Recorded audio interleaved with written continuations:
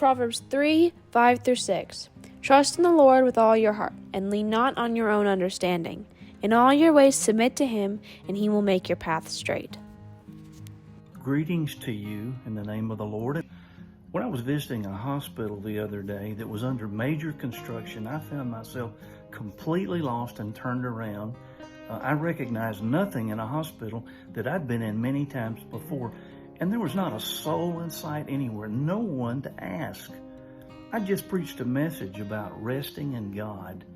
And so I kind of just said to myself, quiet yourself, rest, and look for a sign maybe on the wall that will tell you where to go. Well, I saw one handmade sign and it led me down a hallway.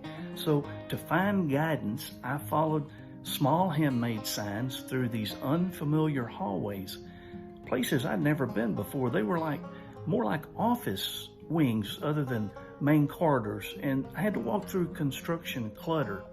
And while this is going on, I'm thinking, am I even on the right path? And then I saw a few people sitting in a waiting area, and I had to humble myself, and I said, I'm lost, I need help. I was led to my destination because one of the men sitting there was an employee, and he sent his grown children to help me find my destination. And so they took me down a hallway. I turned to the right, then we turned to the left, then we got on an elevator. We went to another floor, got off on that floor, and made a couple of more turns, finally made it to my destination. I'm telling you, I would not have gotten there unless I had these signs to follow and had some guidance. Then the next morning I was reading a devotional, and I run across this verse in Isaiah chapter 30:21, which seemed to tie together. And it says, whether you turn to the right or to the left, your ears will hear a voice behind you saying, this is the way, walk in it. This is the way, walk in it.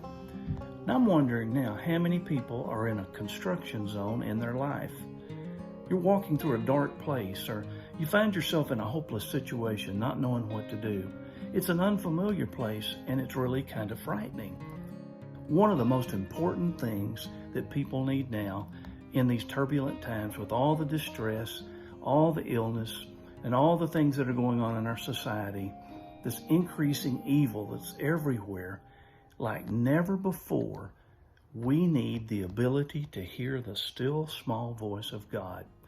You know, when we hear this gentle whisper of the Lord, it brings encouragement and joy to us, regardless of what he says, even if he chastises us. Can I ask you something? Do you need direction today? Well, he wants to speak to you. Jesus said, my sheep hear my voice. I know them and they follow me. That's John 10:27. Folks, right now, faith is so very important. But this means that we must first hear God's voice so that we'll have a foundation to stand on. I realize that most people don't hear the audible voice of God. It's an inner peace that comes to us after prayer when our heart is right with the Lord.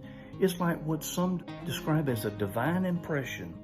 This peace that urges us to move in a certain direction, and sometimes it's the lack of peace which tells us to not go in that direction. Peace or no peace. I would also say there's usually a sacrifice in hearing the Lord's voice so that we can have direction.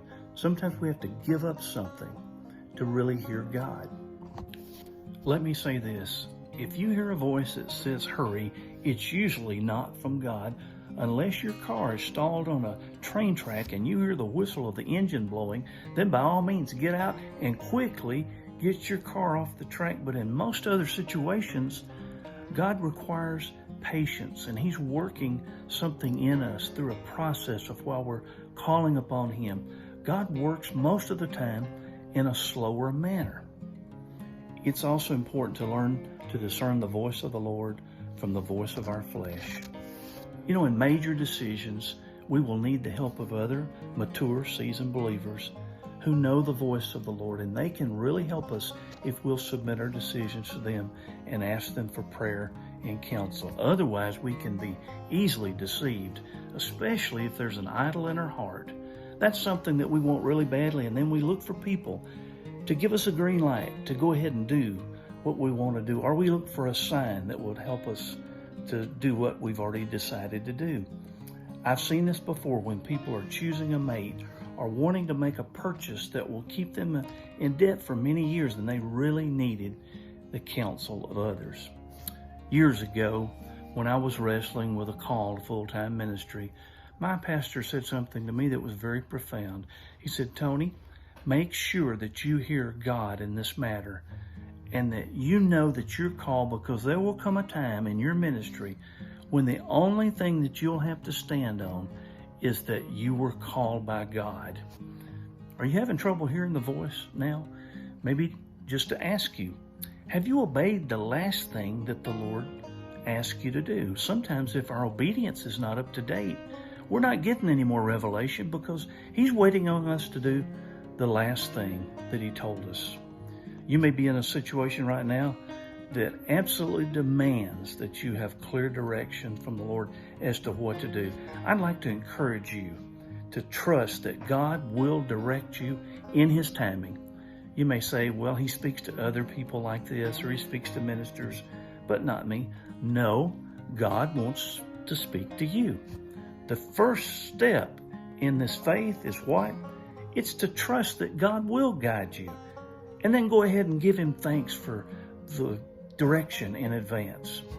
Now I pray that the Lord will bless you to hear His clear, sweet-sounding voice as you seek Him.